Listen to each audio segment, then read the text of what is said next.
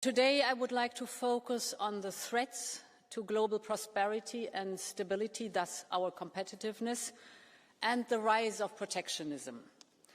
And as our domestic agenda cannot be seen separately from global developments around us, let me start with the US tariffs. When the dream of a united Europe began, it started with a very simple idea. Let's create one single market. Let's break barriers, take tariffs down. That is what made us strong. Because our companies grew, and so did the ties that bind us together. And then in the same spirit, we worked with partners across the world, including the United States. We built strong connections that we believed were unbreakable. And trade brought more than prosperity. It brought the idea of a shared way of life. And with commerce, our partnership has also grown. Countless are the friendships across the Atlantic. And because of this collective experience of the last, almost 75 years, so many Europeans feel utterly disheartened by the announcement from the United States. Let me be clear, Europe did not start this confrontation. We think it is wrong. But my message to you today is that we have everything we need to protect our people and our prosperity. We have the largest single market in the world. We have the strength to negotiate. We have the power to push back. And the people of Europe should know that together we will always promote and defend our interests and our values, and together we will always stand up for our Europe.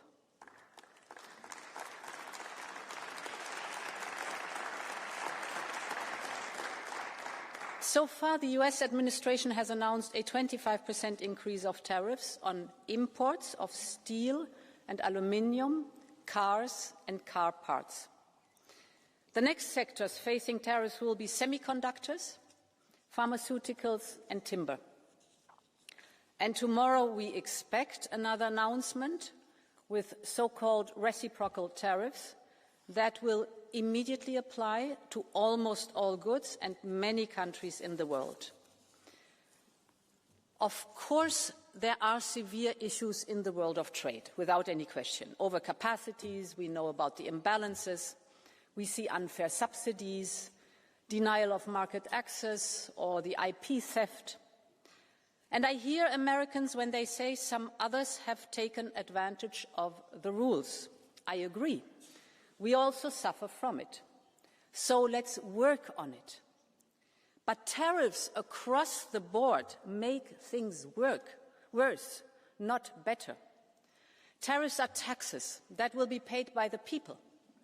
Tariffs are taxes for the Americans on their groceries and their medication. Tariffs will just fuel inflation, exactly the opposite of what we wanted to achieve. American factories will pay more for components that are produced in Europe. This will cost jobs. It will create a bureaucratic monster of new customs procedures. And today, nobody needs that, neither in the United States nor in Europe. So, our strategy builds on 3 pillars. First, we are open to negotiations. We will approach these negotiations from a position of strength. Europe holds a lot of cards, from trade to technology to the size of our market. But this strength is also built on our readiness to take firm countermeasures if necessary. All instruments are on the table. Second, we will keep diversifying our trade with other partners. You mentioned it, Antonio. Our hallmark is not only that we are the biggest market in the world, but that we are reliable and predictable. We honor our commitments. And that is exactly what our partners are looking for today. And my third point, we will double down on our single market. The single market is the cornerstone of European integration and values. It's our powerful catalyst for growth, for prosperity, for solidarity. But we have to tear down remaining barriers to have a single market to go big, because scale matters, and a single market to go fast and to go far. Now to the first point. Our immediate response to tariffs is unity and determination. I have already been in contact with our heads of state and government on the next steps. We have this parliamentary debate now here today, and we will assess tomorrow the announcements very carefully to calibrate our response. Our objective is a negotiated solution. But of course, if need be, we will protect our interests, our people and our companies. And I want to be very clear on the aim of our response. We think that this confrontation is in no one's interest. The flow of goods and services between us, the United States and Europe, is nearly balanced. Of course, we are willing to work on the trade balance of goods as well as on the trade balance of services. This is the largest and most prosperous trade relation worldwide. We would all be better off if we could find a constructive solution. At the same time, it also has to be clear.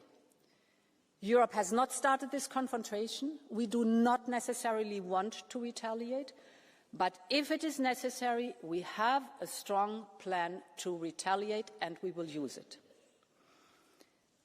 The second element of our strategy is diversification. Trade goes to where the business case is. We will open doors towards fast-growing markets across the world. Europe already has trade agreements in place with 76 countries, and we are now growing this network. We just concluded trade deals with Mercosur, Mexico and Switzerland. We launched the first ever clean trade and investment partnership with South Africa. We aim to conclude a trade agreement with India by the end of this year. We are in intense negotiations with Indonesia and Thailand. And later this week, President Costa and I will head to Samarkand for the first ever summit between the European Union and Central Asia. Europe has always been a trading continent. So let's connect with the beating hearts of the global economy. Our message is clear. Europe is reliable, Europe is predictable, and Europe is open for business. And the third point, honourable members, is unchain the single market. There are too many obstacles that tie down our businesses, and we have to do our homework. Mario Draghi is right when he says high internal barriers are far more damaging for growth than any tariff. End of quote. The single market, as I said, was born to tear down barriers between the countries, to erase customs and duties, and to make business inside the European Union as easy as possible. So we must go back to that idea and fulfill it. It must be easier for SMEs to sell the same product in all member states instead of relabeling it 27 times to comply with national laws. It must be easier for professionals to work across borders instead of getting stuck with different national bureaucracies.